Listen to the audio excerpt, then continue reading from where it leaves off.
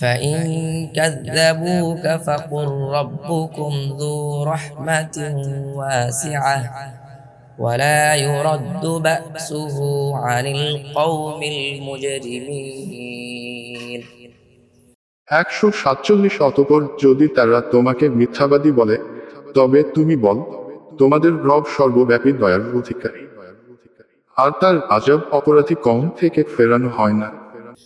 سيقول الذين أشركوا لو شاء الله ما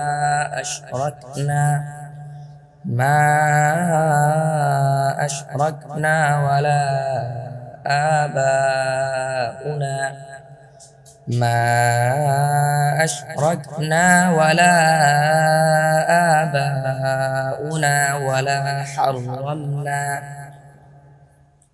ولا حرمنا من شيء كذلك كذب الذين من قبلهم حتى ذاقوا بأسنا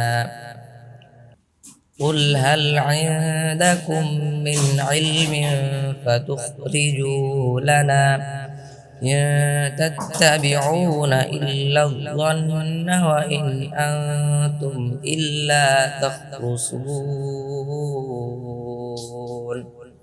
148 অচিরেই মুশরিকরা বলবে, আল্লাহ যদি চাইতেন আমরা শিরক করতাম না এবং আমাদের পিতৃপুরুষরাও না এবং আমরা কোন কিছু হারাম করতাম না। এভাবেই তাদের পূর্ববর্তীরা মিথ্যক করেছে যে পর্যন্ত না তারা আমার আযাব আস্বাদন করেছে। বল, তোমাদের কাছে কি কোন জ্ঞান আছে যা তোমরা আমাদের জন্য প্রকাশ করবে? তোমরা তো শুধু ধারণার অনুসরণ করছো এবং তোমরা তো কেবল অনুমান করছো।